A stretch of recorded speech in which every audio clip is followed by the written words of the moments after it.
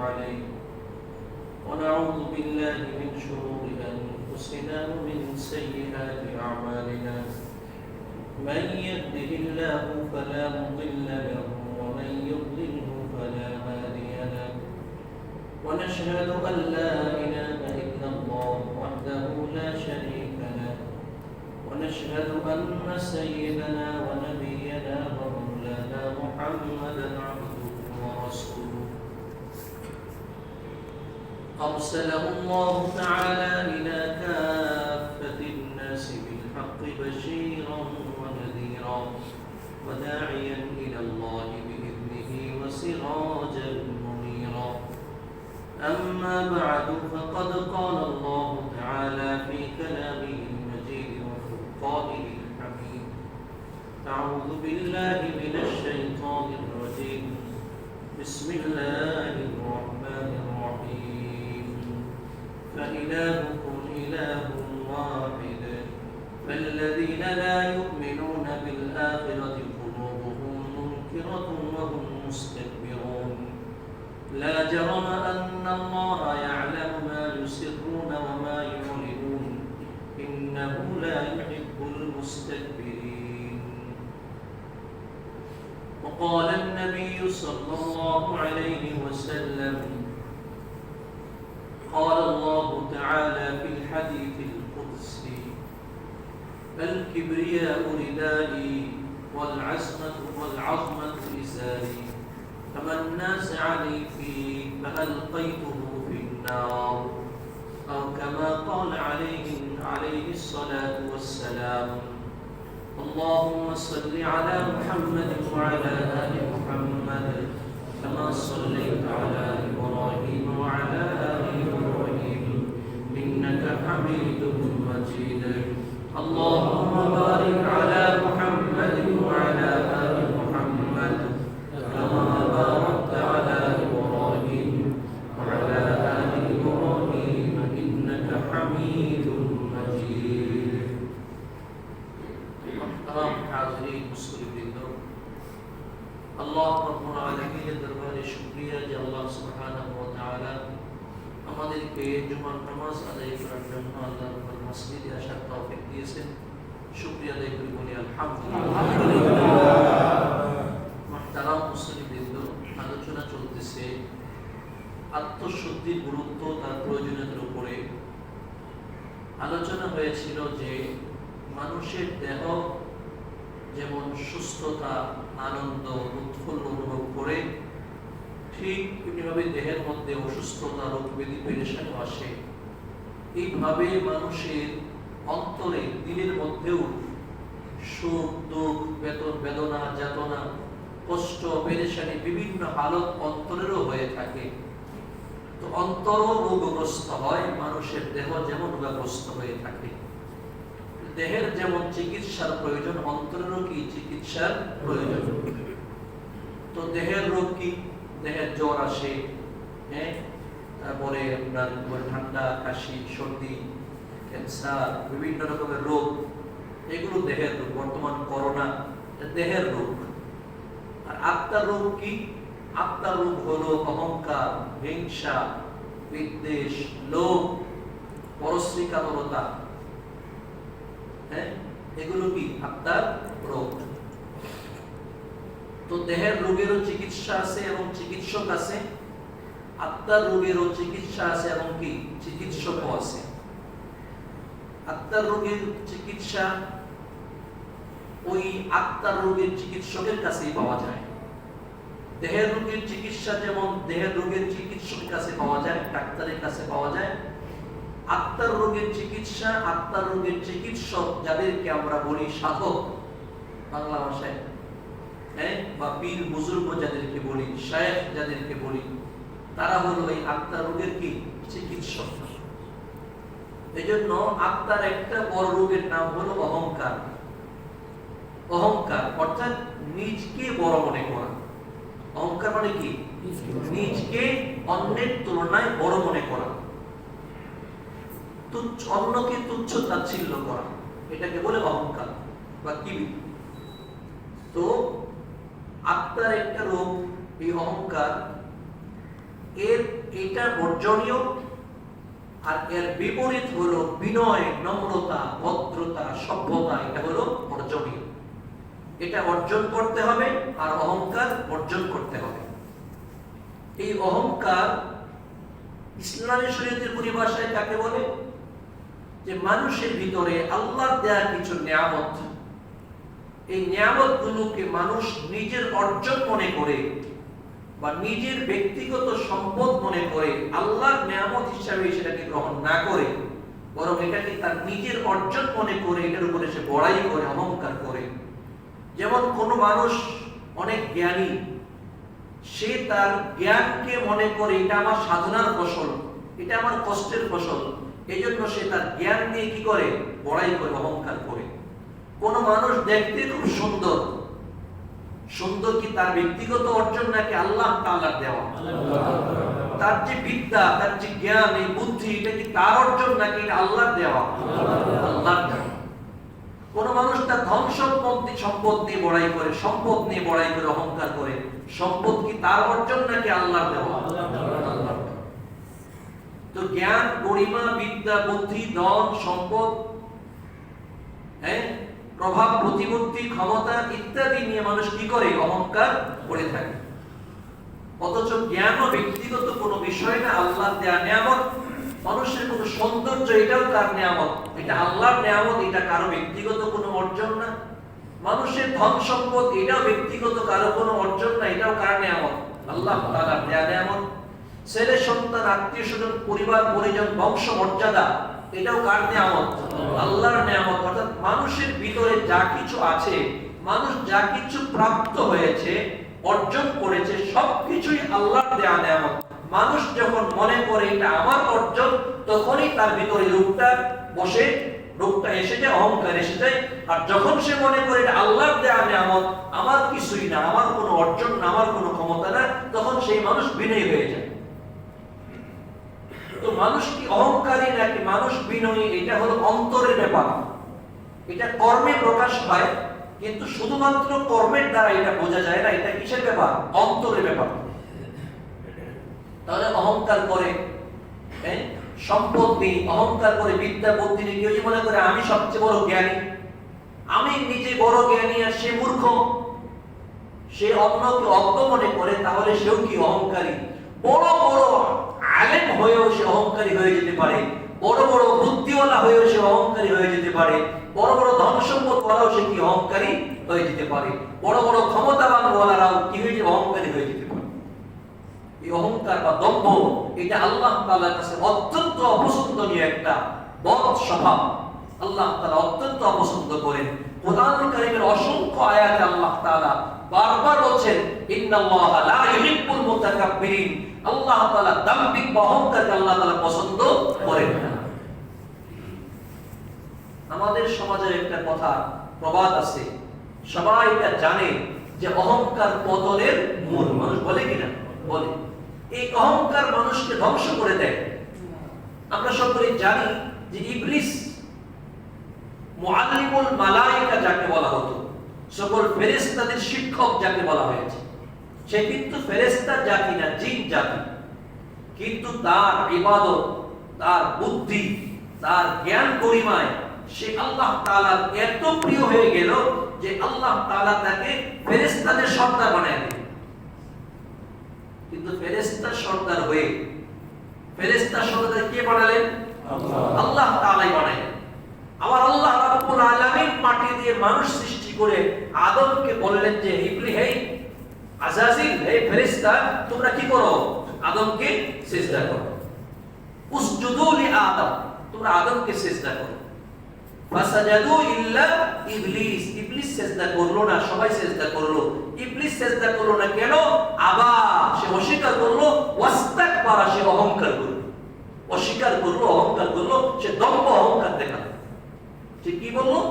সেই কথা বললো যে খালাকতানি মিন নার ওয়া খালাকতাহু মিন তিন, আমাকে বানাইছেন আপনি আগুন দিয়ে, আর তাকে বানাইছেন মাটি দিয়ে। আগুনের চাইতে, মাটির চাইতে আগুন উত্তম, আমি উত্তম হয়ে অনুত্তম বস্তুকে আমি সিজদা করতে পারি না। এই যে সে নিজেকে আদমের চাইতে উত্তম মনে করলো, নিজেকে বড় মনে করলো, এই অহংকারী তাকে এত অধঃপতন করে দিল। ফেরেশতা সর্দার থেকে তাকে একবারে আল্লাহ পাকের বিতাড়িত শয়তান বানাইছেন। তাহলে ইবলিসকে যে শয়তান বানালো, তাকে যে ধ্বংস করলো, তাকে যে বিতাড়িত করলো, তাকে যে কিয়ামত পর্যন্ত এবং সারা জিন্দেগি যে অভিশপ্ত বানালো, তার অভিশপ্ত হওয়ার কারণটা কি ছিল? অহংকার। এই অহংকারীরা প্রতি যুগে আছে। ফেরাউন কি ছিল? অহংকারী ছিল। সে তার ক্ষমতাকে সে এত বড় মনে করছে যে সে নিজেকে অহংকারের কারণে সে নিজেকে খোদা দাবি করে বসছে।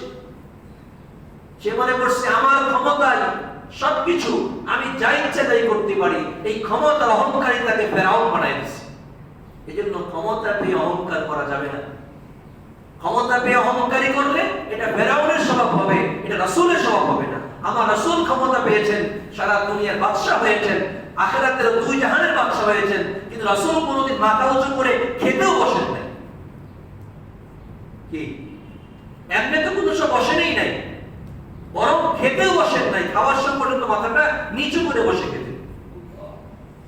আর আমরা তো ডাইনিং টেবিলে অহংকারের মতো এলান দিয়ে পেট ফুলায় ফুলায় খাই। আমার রাসূল জীবনে কোনো টেবিলে বসে খান নাই, জীবনে কোনোদিন রাসূল টেবিলে বসে খান নাই, বরং সমতল জায়গায় বসে মাথা নিচু করে খেয়েছে। আমরা রাসূলের উম্মত। এখন কেন যেন গ্রামের মধ্যে গ্রামগঞ্জে সবাই আমরা কিন্তু মাটির মধ্যে ফিরির মধ্যে বসেই খাই আসছি, নাকি বলেন?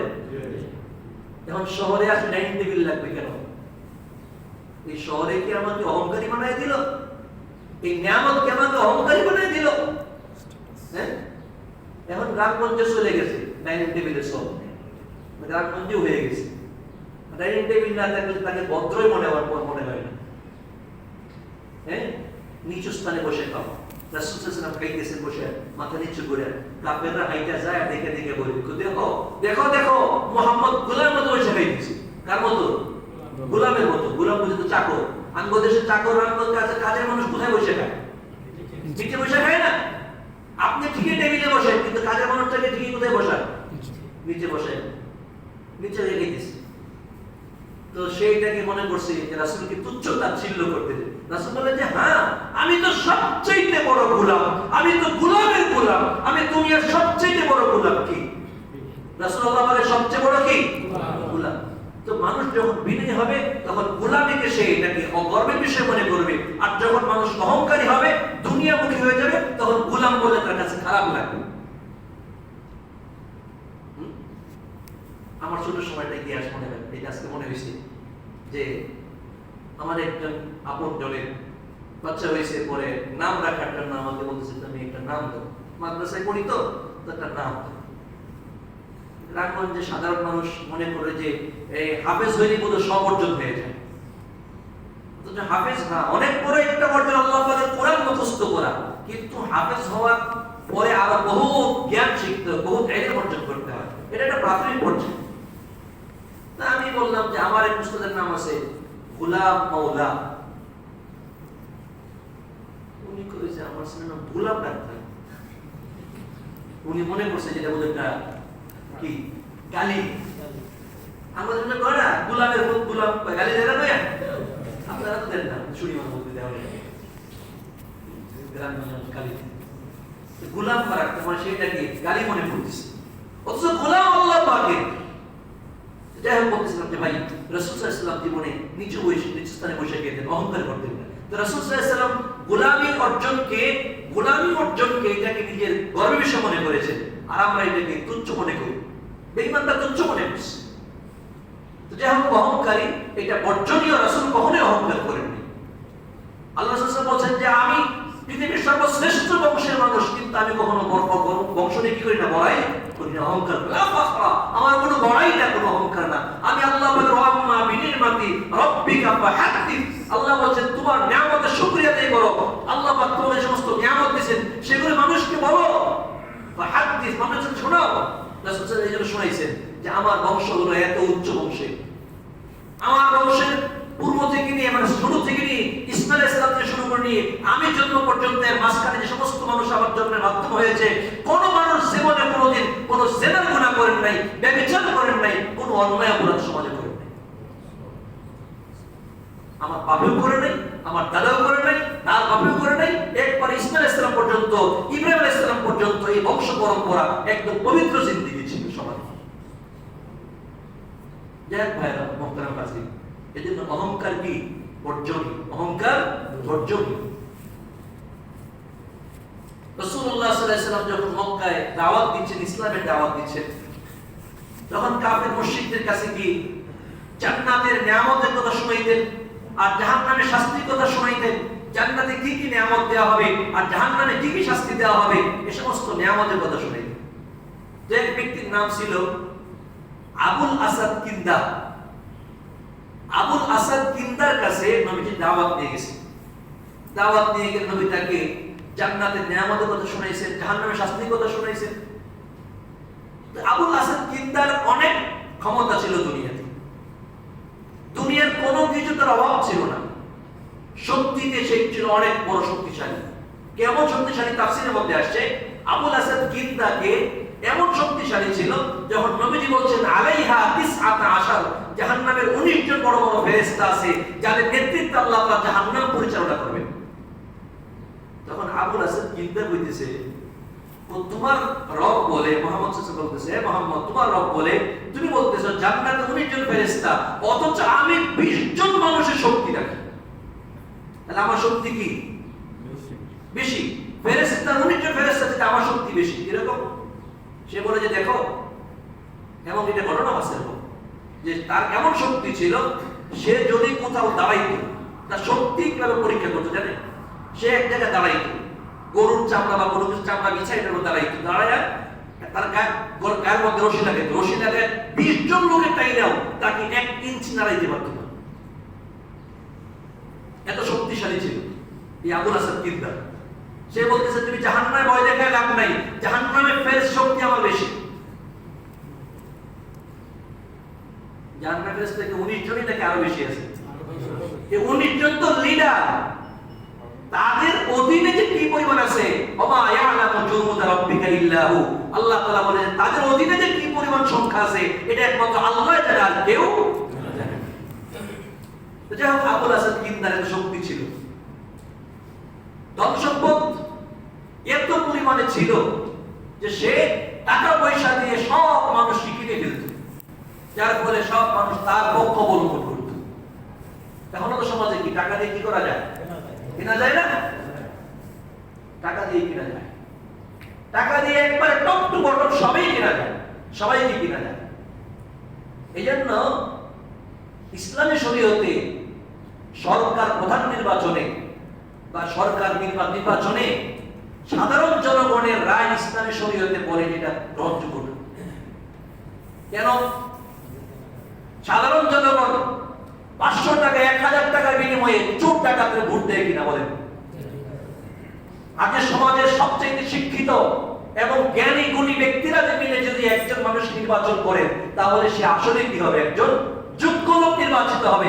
আর যেহেতু পয়সার বিনিময়ে মানুষ নির্বাচন হয়ে গিয়েছে, এই জন্য সমাজের চোর ডাকাত বদমাশ, তারপরে দুর্নীতিবাজ লুটতরা সব এরা ক্ষমতায় চলে আসে। আবুল আসাদ কিন্দা এরকম টাকা দিয়ে সব মানুষ কিনে ফেলতো।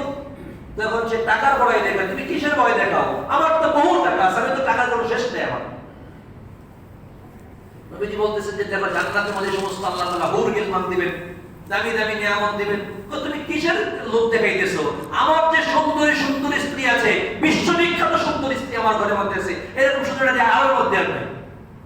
তাহলে সে সুন্দরের অহংকার করতেছে, সে অর্থের অহংকার করতেছে, ক্ষমতার অহংকার করতেছে, শক্তির অহংকার করতেছে। আল্লাহ রাব্বুল আলামিন সমস্ত দ্বন্দ্ব অহংকারের বিপরীতে সূরা বালাগের আয়াতগুলো নাযিল করেছেন। লা উকসিমু বিহাদাল বালাদ ওয়া আনতা হিল্লুম বিহাদাল বালাদ ওয়া ওয়ালিদিন ওয়া মা ওয়ালাদ লাকাদ খালাকনাল ইনসানা ফি কাবাদ। আল্লাহ তাআলা মক্কা নগরীর কসম খেয়েছেন, লা উকসিমু বিহাদাল বালাদ, এই শহরের কসম কি আল্লাহ তাআলা বলতেছেন। শহর কোনটা? মক্কা নগরীর শহর। মুফাসসিরে কেরাম লিখছেন মক্কা শহরের কসম আল্লাহ খেয়েছেন যে মক্কা নগরীটা এরকম ছিল যে মক্কা নগরীকে কোনো মানুষ বসবাস করার জন্য উপযুক্ত স্থান মনে করেনি। কারণ মক্কা নগরী সবচেয়ে কষ্টের জায়গা ছিল, মরুভূমি মরুভূমি আর মরুভূমি ছিল, কোনো মানুষের কোনো বাস করার কোনো উপযোগী কোনো বস্তুই ছিল না। এই জন্য কিসরা কাইসার রোম পারস্য সম্রাটরা জীবনে তাদের রাজধানী কিন্তু মক্কা নগরীকে বানাইলেন, কারণ এখানে বাস করার মতো কোনো বস্তু দুনিয়ার কোনো আসবাব এখানে ছিল না। ঠিক এই জায়গার মধ্যে ইব্রাহিম আলাইহিস সালাতু ওয়াস সালাম তার পরিবারকে এই জায়গার মধ্যে রেখে হিজরত করে চলে গিয়েছে। তাদেরকে এখানে হিজরত করেছে। তারা সেখানে কষ্ট করছে না, আরাম করছে? কষ্টই করেছে। যাই হোক, এই আল্লাহ তাআলা এই মক্কা নগরীর কসম খেয়েছেন এবং পিতা পুত্রের কসম খাইছেন। আদম আলাইহিস সালাম তার সন্তানদের কসম খেয়ে বলেন, লাকাদ খালাকনাল ইনসানা ফি কাবাদ, আমি মানুষকে কষ্ট ক্লেশের মধ্যে সৃষ্টি করছি। সুতরাং দুনিয়ার কোন মানুষ কোনদিন দুনিয়ার জিন্দেগিতে পরিপূর্ণ সুখী হতে পারবে না। পরিপূর্ণ সুখী দুনিয়াতে কেউ হতে পারবে না। আল্লাহ তাআলা আবুল আসাদ কিন্দার দ্বন্দ্ব অহংকারের বিরুদ্ধে আল্লাহ তাআলা জবাবে এই সূরা বালাক নাযিল করেছেন। বলছেন যে অহংকার করো না, কোনো কিছু নিয়ে অহংকার করো না, তোমার অহংকার এগুলি কিছুই না। তুমি মনে করো না যে তোমার চেয়ে ক্ষমতাবান দুনিয়াতে আর কেউ নাই। আয়াহসাবুল ইনসান আল্লা ইয়াকদিরু আলাইহি আহাদ, আল্লাহ তাআলা এই সূরার মধ্যে বলতেছেন মানুষ কি ধারণা করে বোঝে না যে আমি আজকে মনে করে যে তার শক্তি দুনিয়াতে আর কেউ নাই। এই জন্য মানুষ, জ্ঞানী মানুষও এই অহংকারের কারণে ধ্বংস হয়ে যায়। অহংকার এই জন্য আলেম ওলামাদের জন্য বেশি ভয়ের কারণ, যে যত বড় আলেম হবে তার তত বেশি বিনয় হতে হবে, তার মধ্যে অহংকার থাকতে পারবে না। কারণ ইলমের অহংকার আল্লাহ তাআলা সবচেয়ে বেশি অপছন্দ করেন। আম্বিয়া আলাইহিস সালাতু ওয়াস সালাম নিষ্পাপ, কোনো অহংকার তাদের মধ্যে ছিল না। কিন্তু অহংকারী ভাব প্রকাশ পায়, অহংকারের দিকে একটু লেশ যায়। অহংকার তো নেই কিন্তু অহংকারের মতো হয়ে যায়, এই জাতীয় কথা আল্লাহ তাআলা পছন্দ করেন না। হযরত মুসা আলাইহিস সালাতু ওয়াস সালাম এর ঘটনা আপনারা যারা কোরআন পড়েছেন জানেন যে তিনি এক মজলিসের মধ্যে বয়ান করতেছিলেন। বিশাল জনসম্মুখে বয়ান হচ্ছিল, তার উম্মতকে তিনি দাওয়াত দিচ্ছিলেন, দ্বীনের ইসলাম শিখাইতেছিলেন, দ্বীন শিখাইতেছিলেন। এমন সময় একজন ব্যক্তি ওনাকে প্রশ্ন করলো, হে নবী মুসা, আমার একটা প্রশ্ন হলো, বর্তমান দুনিয়াতে সবচেয়ে বড় জ্ঞানী কে? দেখুন, মুসা আলাইহিস সালাম শ্রেষ্ঠ নবী, সেই জামানার জলিল কদর নবী, যার উপর আল্লাহ পাকের পক্ষ থেকে আসমানি কিতাব তাওরাত নাযিল হয়েছে। সাধারণত এই কথা বলবে সবাই, সবচেয়ে জ্ঞানী কে? কথা বলে মুসা আলাইহিস সালাম, যেহেতু উনি নবী, তো নবীর চেয়ে জ্ঞানী তো আর সেই জামানায় কি হইতে পারে? এই দিক চিন্তা করে উনি বললেন যে আমি। কি বললেন? বাস্তবে তো তাই, আমি। কিন্তু আল্লাহ রাব্বুল আলামিন বললেন যে মুসা, তোমার বলার দরকার ছিল এটা না বলে বলার দরকার ছিল যে আল্লাহই ভালো জানে। এই আমি বলা এটা তার দূষণীয় না, এটা অহংকারে বলেন নাই, বরং আল্লাহ পাকের নিয়ামতের শুকরিয়া হিসেবে বলেছেন।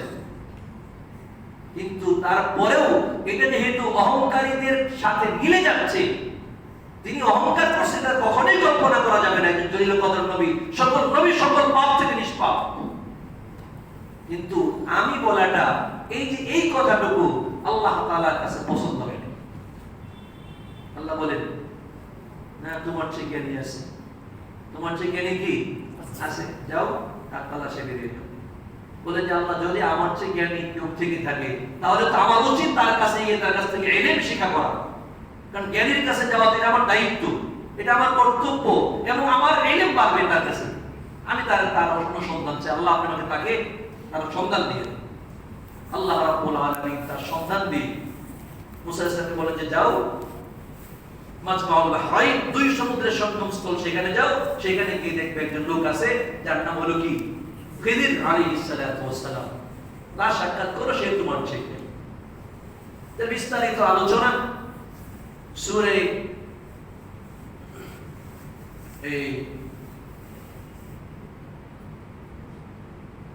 বনি ইসরাঈল পড়ে সূরা বিষয় কাহাফ, সূরা কাহাফের আয়াত নাম্বার 70 থেকে নিয়ে আয়াত নাম্বার 60 থেকে নিয়ে 82 পর্যন্ত প্রায় 23টি আয়াত আল্লাহ তাআলা নাযিল করেছেন। যা বিস্তারিত আলোচনা সূরা কাহফের মধ্যে আছে। আল্লাহ রাব্বুল আলামিন তাকে পাঠালেন, তিনি সেখান থেকে ইলম অর্জন করে আসলেন, যে ইলম আসলে মুসা আলাইহিস সালামের ছিল না। এটা আলোচনা লম্বা হয়ে যাবে, সেদিকে যাব না আজকে। অন্যদিন ইনশাআল্লাহ বলবো যদি আল্লাহ তৌফিক দান করে, যে কোরআনের ঘটনাটা জানা দরকার, কি ঘটনাটা ঘটেছিল। তা আমার কথা হলো যে আল্লাহ রাব্বুল আলামিন অহংকারীকে পছন্দ করেন না। আল্লাহ তাআলা বারবার এই কথা বলছেন, ফাইলাহুম ইলাহুন ওয়াহিদ, তোমাদের প্রভু এক, ইলাহ এক আল্লাহ। ফাল্লাযীনা লা ইউমিনুনা বিল আখিরা, যারা নাকি আখিরাতকে বিশ্বাস করে না, কেবলমাত্র কুলুবুহুম মুনকিরা, তাদের অন্তরেই অস্বীকারী এবং তাদের অন্তরেই অহংকারী। একমাত্র যে ব্যক্তি আখিরাতকে বিশ্বাস করে কেবলমাত্র সেই কি হয়, অহংকারী হয়। আল্লাহ তাআলা বারবার বলছেন, ইন্নাল্লাহা লা ইউহিব্বুল মুতাকাব্বিরিন, ইন্নাল্লাহা লা ইউহিব্বুল মুস্তাকবিরিন। আল্লাহ তাআলা অহংকারীকে পছন্দ করেন না। অহংকার করে তোমরা কেউ কিছু করতে পারবে না। ওয়ালা তামশি ফিল আরদি মারহা, তোমরা অহংকার করে দম্ভ করে দুনিয়াতে চলো না। ইন্নাকা লান তাখরিকাল আরদা ওয়া লান তাবলুগাল জিবালা তুলা, তুমি অহংকার করে কি করবে? তুমি অহংকার দেখাই জমি বিদীর্ণ করতে ফাটাইতে পারবে না, আর তুমি অহংকার করে পাহাড়ের মতো উঁচা হইতে পারবে না। অহংকার কি নিয়ে করো? মাঝে মধ্যে আমি চিন্তা করি না, হাইরে মানুষ কত দুর্বল, মানুষ কত দুর্বল। রিকশার চাকার নিচে পড়লে মানুষ গিলে যায়। কি শক্তি মানুষকে! আর এই মানুষটা শক্তি দিয়ে দুনিয়ার কত কিছু সৃষ্টি করছে, কিন্তু সেই ব্যক্তিও তবে কতটাই কি দুর্বল। অখলিকাল ইনসানু দাঈফা, আল্লাহ নিজে বলছেন আমি মানুষকে অত্যন্ত দুর্বল বানাইছি। একটা মশার কামড় সইতে পারে না, কি পারি নাকি? মশার কামড় সইতে পারি না, পিঁপড়ার কামড় সইতে পারি না। এই জন্য অহংকার কি দিয়ে করবো? ও আমার ভাইয়েরা, অহংকার তখনই আসে যখন মানুষ এগুলোকে নিজের অর্জন মনে করে। কারণ কি মনে করেছিল? তার ধন সম্পদ, সে কি বলছিল এটা কার অর্জন? বলছিল এটা ইন্নামা উযীতু আলা ইলমিন ইনদি, আমার ব্যক্তিগত যোগ্যতা এগুলি অর্জন হয়েছে। ধন সম্পদ কি যোগ্যতা অর্জন হয় নাকি আল্লাহর নিয়ামতে হয়? কত বুদ্ধিজীবী পাপ পায় না, কি আছে না? আর কত মূর্খ অজ্ঞ মানুষ নাম দস্তব জানে না, পথের টাকার মালিক, সম্পদ হিসাব করতে পারে না কত টাকা আছে। এই জন্য ভাই, ধন সম্পদ একটু একটু অহংকার লাগে। নিজে একটু সুন্দর হইলে আর একটু কালো হইলে একটু অহংকার কি লাগে? নিজের মধ্যে আসে। নিজের চেয়ে সুন্দর লোক দেখলে মনটা শুরু হয়ে যায়, হিংসা লাগে। সুন্দরে বড়াই, ধন সম্পদের বড়াই। বাড়ি যদি আমারটা 4 তলা হয়, অন্যের যদি 6 তলা হয়, তাহলেই কি অহংকার চলে আসে। 6 তলাওয়ালা অহংকার করে, 4 তলাওয়ালা হিংসা করে। নিচে বলে কি করে? শুধু হিংসা করতে থাকে। আর 6 তলাওয়ালা কি করতে থাকে? অহংকার করতে থাকে। ধন সম্পদের অহংকার। এমন কি আছে যা আমার অর্জন যে আমি অহংকার করব? সব আল্লাহ পাকের নিয়ামত। এজন্য যখনই দিলের ভিতরে অহংকার আসবে, অহংকার চিন্তা আসতে থাকবে যে আমি বড়, আমি সুন্দর, আমি মেধাবী, আমি সমাজপতি, আমি বুদ্ধিজীবী, আমি জ্ঞানী, আমি ধন সম্পদওয়ালা, তখন যখন চিন্তা আসবে তখনই এটা চিন্তা করবে এগুলি তো কিছুই আমার না, সব তো অন্যের দেয়া নিয়ামত। কার দেয়া নিয়ামত? আল্লাহর দেয়া নিয়ামত। তো অন্যের দেওয়া জিনিস নিয়ে বড়াই করি কিসের? যখনই চাইবে তখনই ছিনিয়ে নিবে, দেরি লাগবে নাকি? মুহূর্তের মধ্যে পৃথিবীর মানুষ, এক এক দেশের মানুষকে আল্লাহ এক রূপ বানাইছেন। কেউ নাকটা একটু বোচা, কেউ ঠোঁটটা একটু মোটা, কারো পাটা একটু ফাটা, বিভিন্ন রকম মানুষ আছে দুনিয়াতে। সেগুলো দেখলে কত মনে হয় যে আমরা কত ভালো আছি, কত সুন্দর আছে। কিন্তু সবাই তো মানুষ, তার ভিতরে রূহ আছে, আমার ভিতরে রূহ আছে, তার যে সমস্ত অঙ্গ আছে আমার সেগুলো আছে। আমার রূহ চলে গেলে আমার এই সৌন্দর্যগুলো কাজে লাগবে নাকি মাটি খাবে? এক রাজপুত্র ঘোড়া দিয়ে অহংকার করে চলতেছে। এক আল্লাহ ওলির সামনে গিয়ে দাঁড়াইছে। আল্লাহ ওলি বলতেছে, এই রাজপুত্র, অহংকার করো না, অহংকার করো না।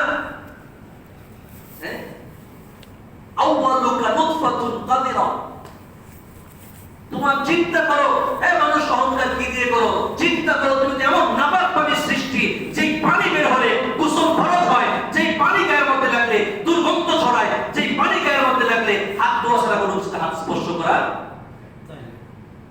এত নাপাকের দুর্গন্ধ পানি দিয়ে তার সৃষ্টি আল্লাহ মানুষের সৃষ্টি আল্লাহ তাআলা করেছেন। আজকে যদি উত্তম কোনো বস্তুতে বানাইতেন তাহলে বোঝা যেত যে অহংকারটা শোভা পায়। যে স্বর্ণমুদ্রা দিয়ে বানাইতেন, রৌপ্য দিয়ে বানাইতেন, হীরা জওহর দিয়ে মানুষ বানাইতেন, তো ওটা আগেও দামি পরেও দামি। কিন্তু মানুষের সৃষ্টি কি দিয়ে? এমন এক নাপাক পানি, কাপড়ে লাগলে ধোয়া ছাড়া কি উপায় নাই, হাতে লাগলে ধোয়া ছাড়া কোনো উপায় নাই, এত দুর্গন্ধযুক্ত পানি, এই নাপাক পানি দিয়ে মানুষের কি সৃষ্টি? তাহলে সৃষ্টি শুরু চিন্তা করলে অহংকার থাকবে নাকি চূর্ণ বিচূর্ণ হয়ে যাবে? এই জন্য সৃষ্টি শুরু চিন্তা করতে আউয়ালুকা নুতফাতুন কাদিরা, তোমার প্রথম সৃষ্টি তো হলো তুমি একটা নাপাক পানি, এত নোংরা, হ্যাঁ? আর তোমার শেষ কি? তোমার শেষ হলো তুমি মাটির খোরাক। তুমি কি মাটির খোরাক? তুমি মরবে, তোমার রূপ বের হয়ে যাবে, মাটি তোমাকে চুষে ফেলবে, শেষ। কীরা পোকা মাকড় তোমাকে খেয়ে ফেলবে, পিঁপড়া তোমাকে খাবে, মশা মাছি তোমাকে খাবে, কীট পতঙ্গ তোমাকে খাবে। এখানে যদি কেউ মনে পড়ে থাকে আল্লাহ না করুক, তাহলে এই মানুষটাকে কেউ কাছে যাবে? তুই দুর্গন্ধ ছড়াবে। আইরে করলাই মানুষ, কেউ বলবে না যে আরে আমাদের প্রধানমন্ত্রী ছিল, আরে আমাদের সমাজের নেতা ছিল, আরে আমাদের প্রেসিডেন্ট ছিল, আরে লোকটা তো ভালো ছিল, এই দুর্গন্ধ লোকটার কাছে কিন্তু বসে থাকি, এগুলো তো চিন্তা করবে? সবাই তো ফেলে দেবে। ওই কারে কি মূল্যায়ন করবে? নিজের বাপ মারে মূল্যায়ন করছে না মানুষ এখন দুনিয়াতে। বাপ মার লাশ ফেলে দিচ্ছে, সেখানে সেখানে পড়ে আছে, সন্তানটা পালিয়ে যাচ্ছে। সেই জন্য প্রথম ছিল নাপাক পানি, শেষেও হলো পোকা মাকড় মাটির খোরাক, মাঝখানে কি কতগুলো নাপাক বস্তু বহন করতেছ, পেটের মধ্যে কি আছে? শুধু নাপাকই না, একদিন টয়লেট না হলে পরে যদি একটা মস্তিষ্কের মধ্যে একটা গ্যাস ছাড়ে কি পায়খানার কি সুন্দর সুঘ্রাণ নাকি? কত দুর্গন্ধযুক্ত নাপাক পানি, নাপাক বস্তু কোথায় আছে? কোথায় আছে বলেন না? আমাদের দেহের ভিতরে আছে। তাহলে মাঝখানে কতগুলো নাপাক বস্তু বহনকারী, শেষে হলাম পোকামাকড়ের খোরাক, আগে ছিলাম নাপাক বস্তু। তাহলে অহংকার কি দিয়ে করবে? অহংকার শয়তানের স্বভাব। কার স্বভাব বলেন? অহংকার শয়তানের স্বভাব। এই জন্য আল্লাহ তাআলা বারবার বলছেন অহংকার করো না, আমি আল্লাহ তাআলা অহংকারকে পছন্দ করি না। যেন অহংকার যখন আসবে তখনই আউযু বিল্লাহি মিনাশ শাইতানির রাজিম বলবে। আর এই অন্তর রোগ দূর হওয়ার জন্য বেশি বেশি কোরআন কারীমের তিলাওয়াত করবে, এই রোগ বের হওয়ার জন্য। কোরআন বুঝবে, কোরআন পড়বে, তাহলে যত মানুষ জানবে তত সে বিনয় হতে থাকবে। এটি হলো একটা বিরাট দুনিয়ার শিক্ষা আর ইলমে ওহীর শিক্ষার মধ্যে পার্থক্য হলো, দুনিয়ার শিক্ষায় মানুষকে দাম্ভিক অহংকারী বানায়, আর ইলমে ওহীর শিক্ষায় মানুষকে বিনয়ী আর তাওয়াজু বানায়। যত বড় হবে তত সে নিজেকে ছোট মনে করবে, আর দুনিয়ার শিক্ষা যত বড় হবে তত সে নিজেকে অহংকারী মনে করবে। কেউ সামনে প্রশংসা করলে খুব খুশি লাগে না? খুব খুশি লাগে। এই জন্য ভাই অহংকার এটা দিলের ভিতরে সৃষ্টি হয়। যখনই নিজেকে বড় মনে হবে যে আমি বড়, আমার বংশ বড়, আমার মেয়েটা খুব সুন্দরী, আমার বিবি খুব সুন্দরী, আমার বংশ খুব ভালো মর্যাদা, আমি খুব ভালো একটা বাড়ি থাকি, আমার বাড়িটা খুব সুন্দর, এই চিন্তা যখন আসে সাথে সাথেই চিন্তা করবে যে আসলেই আমার চেয়ে কত কষ্টে মানুষ আছে। যখন চিন্তা আসবে অহংকারের, তখন সে গরিব দৃষ্টিতে আশা করবে, তাহলে তার অহংকার আস্তে আস্তে কি হয়ে যাবে? বিলীন হয়ে যাবে। সমাজের গরিব নিচু শ্রেণী মানুষ চলাফেরা করবে, অনেক চিন্তা করবে, তাহলে অহংকার করবে। যেন অহংকার অত্যন্ত একটা বদস্বভাব, যা আমাদের জন্য কি বর্জনীয়। অহংকার বর্জনীয় আর বিনয় অর্জনীয়। অর্জন করা আল্লাহ তাআলা তৌফিক দান করেন, আর অহংকারকে বর্জন করার তৌফিক দান করেন। ভাই জিলহজ মাস কাছে চলে আসছে, একেবারেই কাছে। আজকে জিলহজ মাসের 25 তারিখ, জিলহজ মাস কয়েকদিন পরে শুরু হয়ে যাবে। জিলহজ মাস অনেক দামি একটা মাস, যেই মাসে কোরবানির মতো গুরুত্বপূর্ণ আমল, যেই মাসে জিলহজ মানে হজের মতো গুরুত্বপূর্ণ আমল। জিলহজ মাসের প্রথম 10 দিনের কসমকে আল্লাহ তাআলা ওয়াল ফাজরি ওয়া লায়ালিন আশর, সূরা ফাজরের প্রথম দিকে আল্লাহ তাআলা এখানে কসম খেয়েছেন 10 রাতের। মুফাসসিরিনে কেরাম তাফসীরে মাযহারিতে বলছেন এই 10 রাত্রি বলতে জিলহজের 10 রাত্রিকে আল্লাহ তাআলা বুঝিয়েছেন। তাফসীরে মাযহারিতে আছে জিলহজ মাসের প্রথম 10 দিন রোজা রাখলে 9 দিন 9 দিন পর্যন্ত 1 থেকে 9 তারিখ পর্যন্ত রোজা রাখলে প্রতি রোজা আল্লাহ তাআলা 1 বছর রোজার সওয়াব দান করবেন। আর প্রত্যেক রাত্রির ইবাদত লাইলাতুল কদরের সমতুল্য সওয়াব আছে। এই জিলহজ মাস আসতেছে, এই ফজিলতের মাস আসতেছে, আমরা সামনে প্রস্তুতি গ্রহণ করি, আলোচনা ইনশাআল্লাহ হবে। এইজন্য আপাতত এইটুকু জানান যে প্রতি রাত্রির এই সওয়াব, প্রতি দিনের এই সওয়াব রোজা রাখার চেষ্টা করব, আমল করার চেষ্টা করব। আর যারা ইনশাআল্লাহ কুরবানি করব, কুরবানি ওয়াজিব যাদের উপরে, যাদের কাছে মোটামুটি 40-45 হাজার টাকা পরিমাণ সম্পদ, নগদ টাকা, স্বর্ণ মুদ্রা, ব্যবসায়িক পণ্য থাকবে, তার উপরে কুরবানি ওয়াজিব হবে। সেই ব্যক্তি 3 দিনের মধ্যে কুরবানি করতে হবে। এইজন্য কুরবানি আল্লাহ পাকের ওয়াজিব, এই ওয়াজিবকে তরক না করি, কোনো অজুহাতে ওয়াজিব তরক না করি। ভাই দুনিয়া যত মুসিবত আছে, এই মুসিবত দূর একমাত্র কে করতে পারবেন? আল্লাহ তাআলা করবেন। কখন করবেন? আল্লাহর হুকুম মানলে নাকি না মানলে? কুরবানি আল্লাহর হুকুম মানলে আল্লাহ তাআলা খুশি মুসিবত দূর করে দিবেন। এইজন্য দুনিয়ার মানুষদের শিক্ষক কথা শুনে, বেঈমানদের কথা শুনে, বা সমস্ত দুনিয়াদারদের কথা শুনে কুরবানির মতো গুরুত্বপূর্ণ আমলকে নষ্ট না করি, কোনো অজুহাতে নষ্ট না করি, আল্লাহকে নারাজ না করি। কুরবানির পশু জবাই করলে আল্লাহ তাআলা অত্যন্ত খুশি হন। আল্লাহ তাআলা এই খুশি আমাদের থেকে মুসিবত দূর করে দিবেন। আমরা আগের থেকে কুধারণা করি কেন? আগের থেকে খারাপ ধারণা, নেগেটিভ চিন্তা সবার এখানে আসে যে কুরবানিতেই করোনা ছড়ায় পড়বে। কত কিছুই তো হয়ে গেল, কিন্তু দমন করা হলো না। কারণ দমনের মালিক কে? আল্লাহ, একমাত্র আল্লাহ। দেওয়ার মালিক আল্লাহ, নেওয়ার মালিক আল্লাহ। এই জন্য ওই সমস্ত ঘোরা অজুহাতে ওয়াজিব নষ্ট করবেন না, কবিরা গুনার পাপী হবেন, আর অনেক সওয়াব থেকে বঞ্চিত হবেন না। হতে পারে এটা আপনার আমার জীবনের শেষ কুরবানি, হয়তো আগামী কুরবানিতে নাও বাঁচতে পারে, জীবনের শেষ বয়সে কুরবানি নষ্ট হয়ে যাবে। আমার কোনো অজুহাতে কুরবানি নষ্ট করবেন না।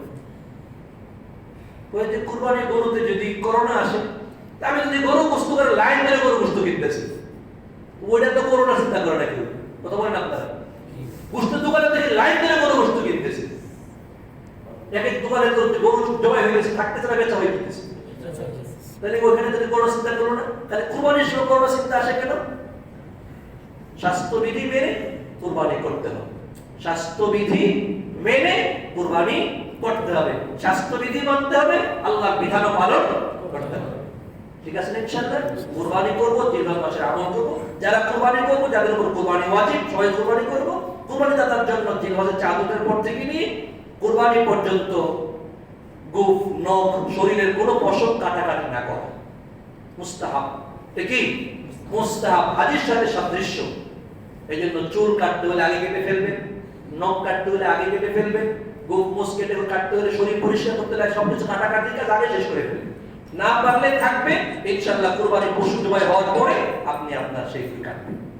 এটা একটা গুরুত্বপূর্ণ মুস্তাহাব সওয়াবের আমল। হাদিসের সাথে একটা সাদৃশ্যতা অবলম্বন করার চেষ্টা করি, আমল করার চেষ্টা করি। আল্লাহ আমাদেরকে তৌফিক দান করুন।